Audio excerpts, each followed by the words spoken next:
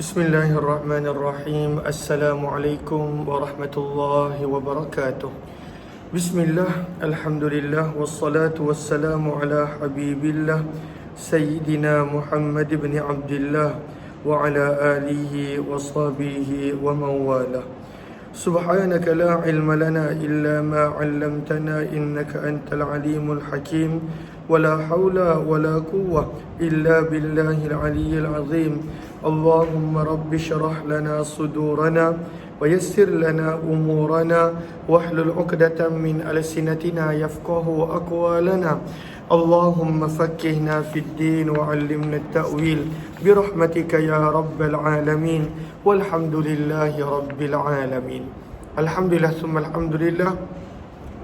Syukur kita kepada Allah Subhanahu wa taala, kita dapat kembali dalam pembacaan hadis sabdaan mulia junjungan baginda sallallahu alaihi wasallam, hadis-hadis yang telah terkumpul di dalam Sunan Tirmizi ataupun Jami' Tirmizi oleh Imam Abu Isa Muhammad bin Isa bin Saurah At-Tirmizi rahimahullahu taala.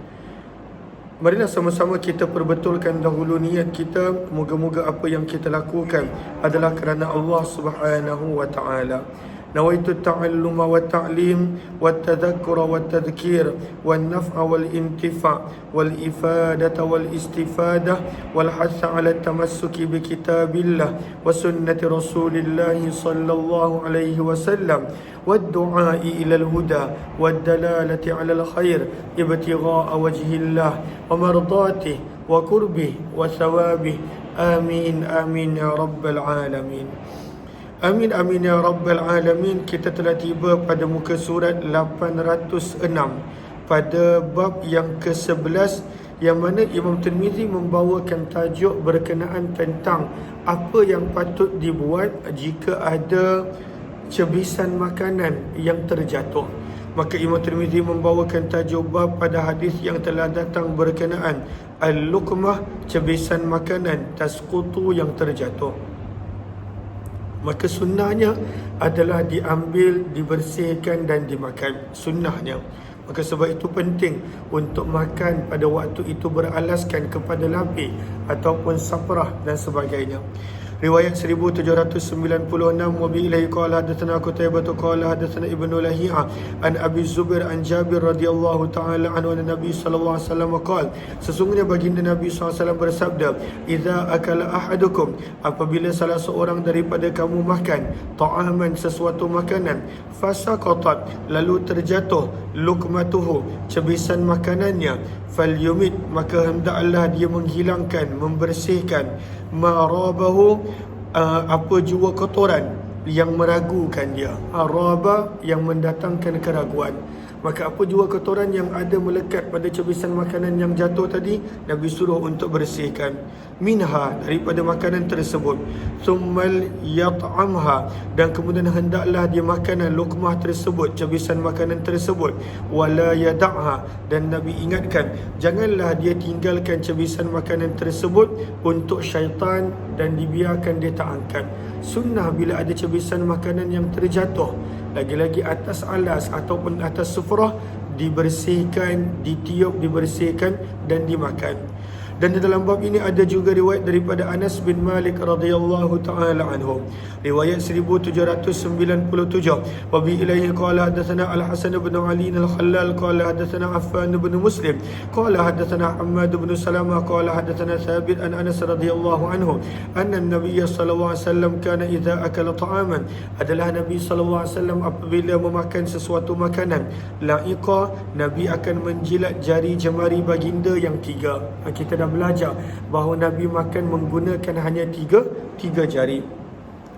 Kemudian Nabi bersabda, idza waqa'at, apabila terjatuh cebisan makanan salah seorang daripada kamu, falyumit, maka hendaklah dia menghilangkan, anha, daripada cebisan makanan tersebut, al-adha, sebarang kotoran. Kalau ada kotoran bersihkan. Wal yakulha, dan selepas itu hendaklah dia makan. Dan Nabi mengingatkan, wala yada'ha lisyaitan, dan janganlah makanan yang terjatuh tadi dibiarkan tanpa dikutip dan dibiarkan untuk syaitan. Wa amarana, dan kata perawi, Anas bin Malik, dan Nabi telah memerintahkan kami an-nasluta, untuk kami membersihkan, mengusap. An-nasluta bawah dia gariskan an-namsaha, Nabi perintahkan kami untuk bersihkan as-sahfah, akan dulang dan piring kami, bekas yang kami makan. Nabi perintahkan untuk bukan sekadar bersihkan jari, tetapi bersihkan juga bekas yang digunakan untuk makan. Seraya Nabi bersabda, innakum la tadrun, sesungguhnya kamu tidak pernah tahu, fi ayyi ta'amikumul barakah, pada bahagian makanan kamu yang manakah terdapatnya keberkatan. Hadis ini adalah hadis yang hasan sahih, riwayat 1798. Wa bi ilahi qala hadatsana Nasr bin Ali al-Jahdami qala hadatsana al-Mu'alla bin Rashid Abu al-Yaman qala hadathatni jaddati Asim wa kanat walad li Sinan bin Salamah radhiyallahu ta'ala anhu qalat dakhala alaina, maka telah berkata Asim, telah masuk kepada kami Nubaisyah al-Khair, nama seseorang.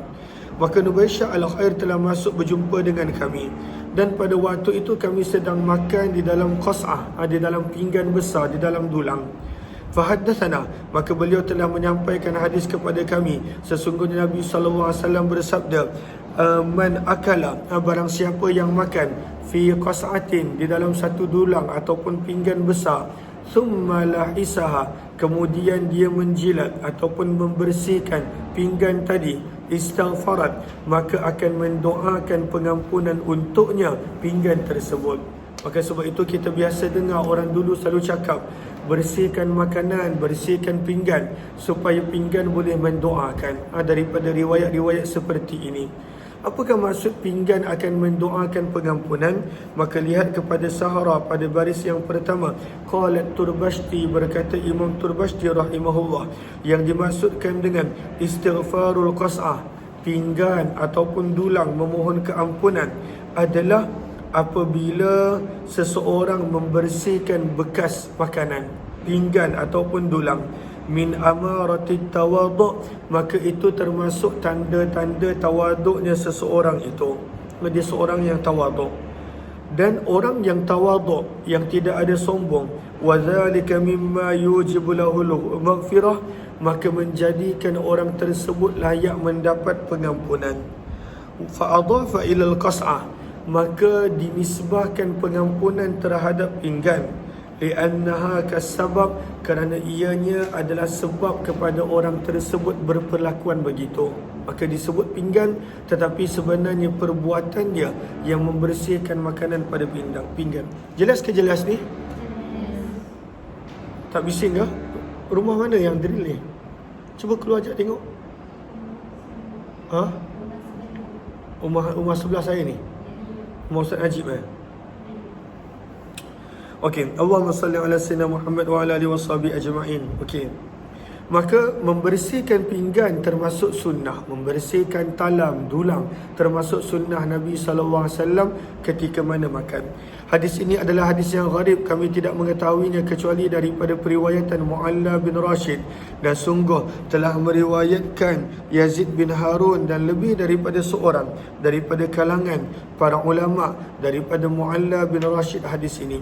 Bab yang ke-12 berkenaan tentang makruh apabila makan diambil terus daripada tengah hidangan, kerana di situ turunnya berkat.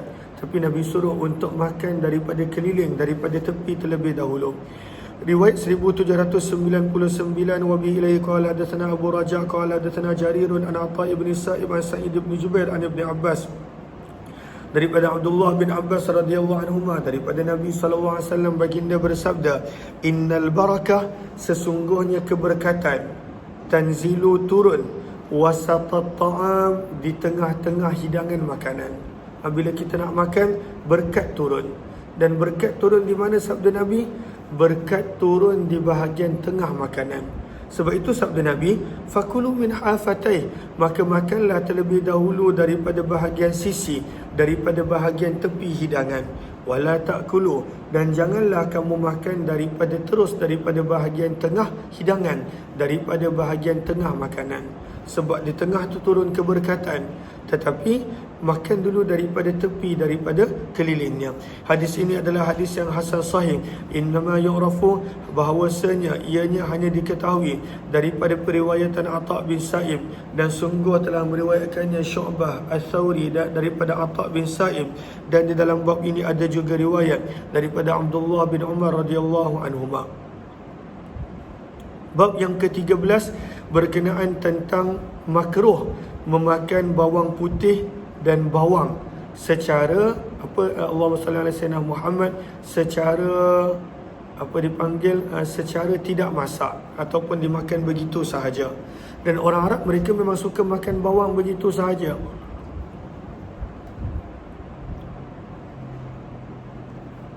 Sebab itu kalau kita pergi makan nasi Arab ketika mana di Taif, Mekah ataupun Madinah, mereka akan bagi bawang untuk dimakan bersama dengan nasi.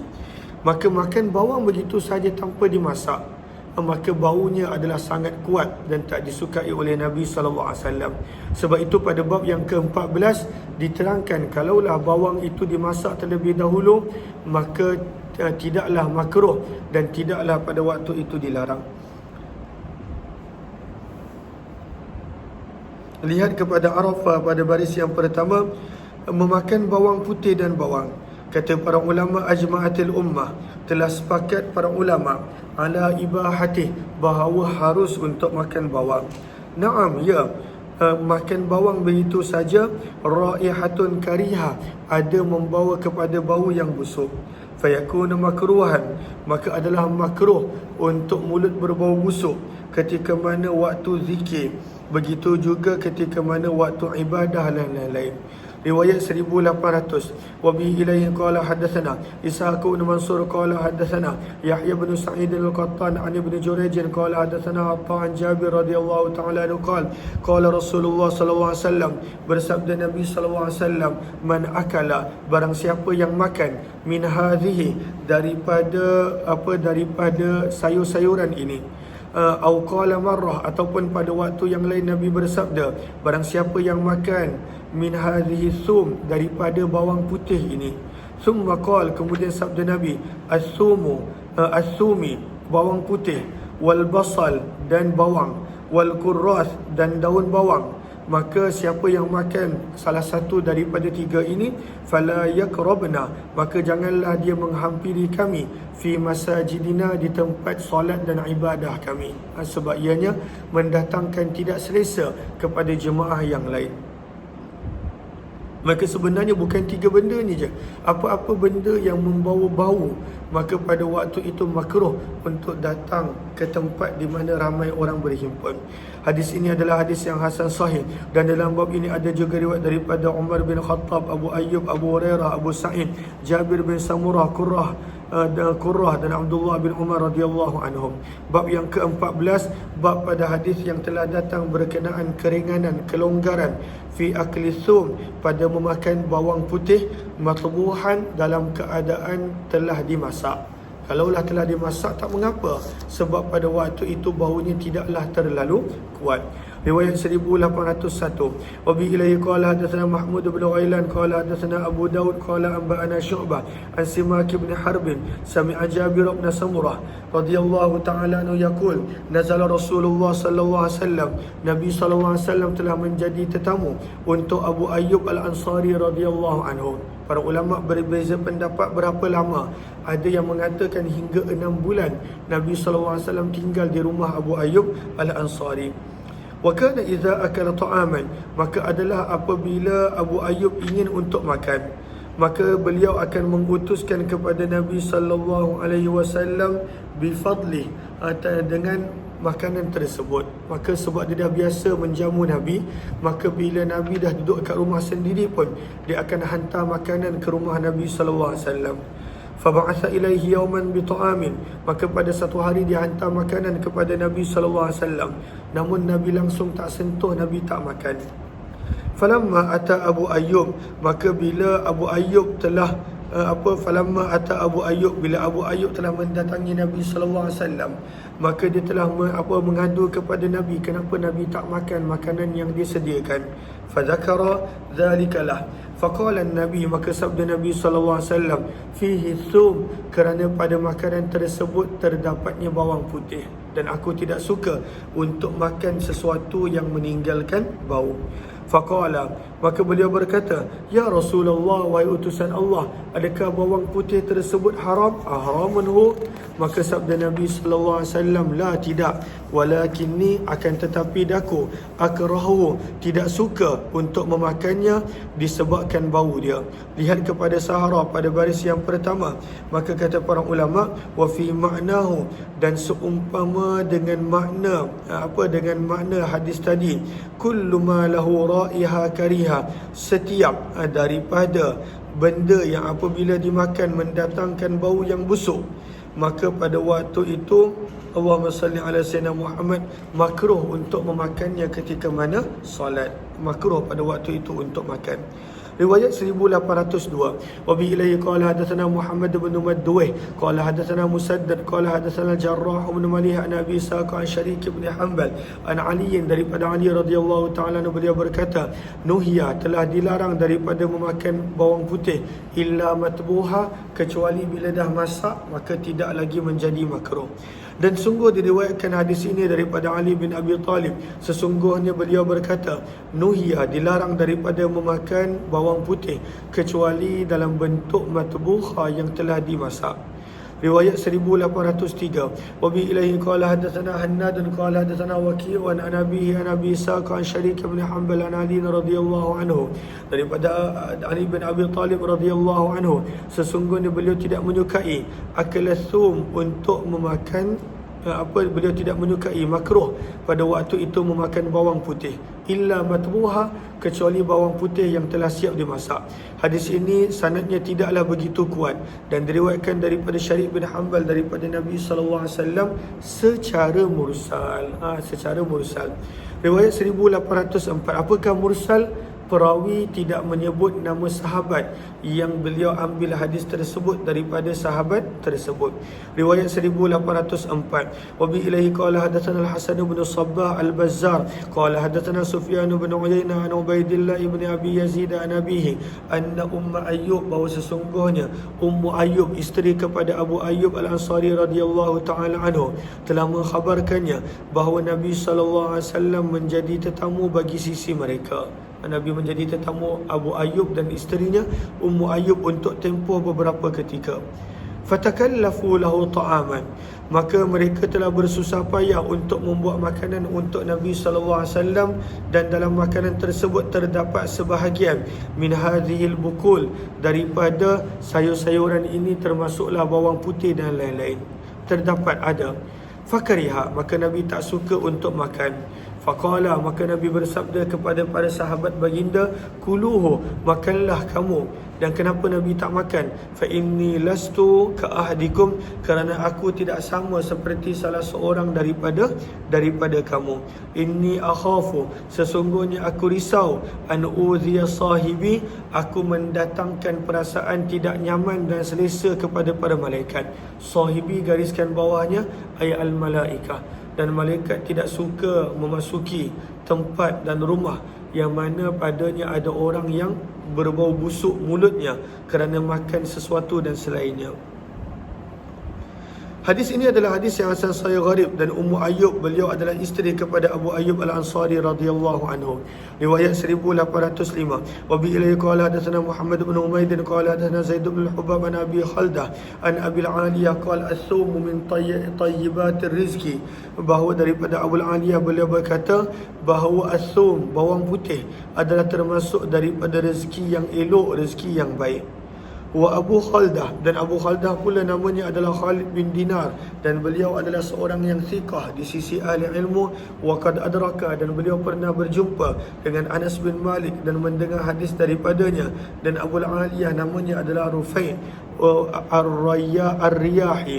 Berkata Abdul Rahman bin Mahdi, adalah Abu Khaldah khiyaran muslimah, seorang Islam yang sangat-sangat baik akhlak dan sikapnya. Bab yang ke-15, berkenaan tentang Nabi SAW menyuruh, kalaulah pada waktu malam, maka takhmiril ina, tutup bekas-bekas yang terbuka. Wa itfa'is siraj, matikan, tutup pelita dan juga api yang ada di rumah. Indal manam, ketika mana nak tidur. Maka sunnah ketika mana nak tidur, pastikan bekas-bekas yang ada makanan ditutup, kemudian dimatikan segala suis yang tak perlu, dan kemudian pada waktu itu Allahumma salli ala Sayyidina Muhammad, untuk memadamkan api pelita dan sebagainya ketika mana nak tidur. Riwayat yang ke-1806. Jelas ke jelas takat ni? Wa bi ilayhi qala hadatsana Qutaibah an Malik an Abi Zubair an Jabir radhiyallahu ta'ala qala Nabi sallallahu alaihi wasallam, sabda Nabi sallallahu alaihi wasallam, aghliqul bab, pada waktu malam tutuplah pintu, wa auqus siqa, dan ikatlah bekas penutup minuman. Orang dulu mereka buat bekas minuman daripada daripada kulit binatang, dan bekas minuman tersebut mereka gantung. Lalu Nabi SAW suruh untuk tutup penutup daripada bekas minuman tersebut. Wa akfi'u, dan terbalikkanlah bekas-bekas. Nabi suruh terbalikkan. Au khamirul ina, ataupun tutuplah bekas-bekas supaya tidak ada bekas yang terbuka, sama ada cawan ataupun mangkuk ataupun pinggan, maka tutup ataupun diterbalikkan. Lagi-lagi kalaulah di dalamnya ada isi, ada makanan dan sebagainya. Wa atfi'u, dan padamlah kamu al-misbah, akan lampu dan pelita. Fa inna syaitan, kerana sesungguhnya syaitan, sabda Nabi, la yaftahu, tidak boleh membuka sesuatu yang tertutup, wala yahillu, dan tidak boleh membuka wikaan, sesuatu bekas yang ditutup, wala yakshifu, dan tidak boleh membuka niatan mana-mana bekas. Fa innal fuwaisiqah, kerana sesungguhnya tikus kadangkala tudrimu, boleh menjadi sebab terbakarnya pada waktu itu rumah-rumah manusia. Kalaulah tak tutup pelita, tak tutup api dan sebagainya, tikus datang lalu berlari sana sini dan sebagainya, boleh menjadi sebab terbakarnya rumah dan lain-lain. Maka sebab itu Nabi SAW suruh tutup lampu pelita, suruh pada waktu itu matikan elektrik yang tak perlu, tutup bekas, tutup pada waktu itu periuk belanga dan lain-lain.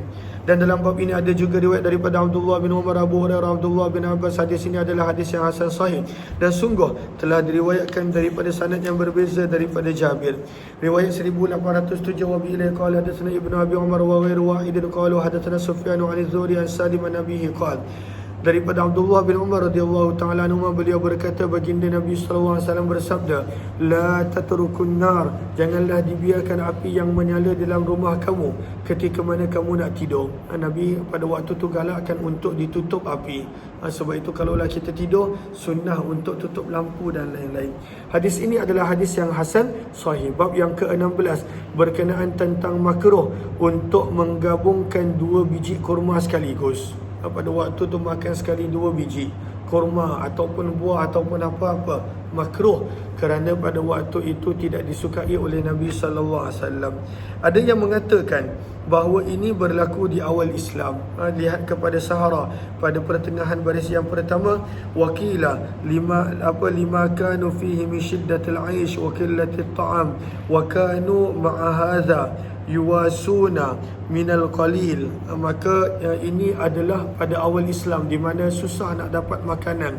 Maka Nabi tak galakkan para sahabat untuk makan 2 biji kurma sekaligus, kerana khawatir dan risau ada yang terasa dan pada waktu itu ada yang tidak selesa. Maka ini adalah di awal Islam. Maka wabi ilaihi qala hadatsana Mahmud bin Ghailan qala hadatsana Abu Ahmad Az-Zubairi wa Ubaidullah an Thawri an Jabalah bin Suhaim an Ibn Umar, daripada Abdullah bin Umar radhiyallahu ta'ala anhu, beliau berkata, Nabi SAW telah melarang ayyukruna, daripada menggabungkan di antara 2 biji kurma, sehinggalah meminta izin terlebih dahulu daripada pemiliknya ataupun daripada teman-temannya.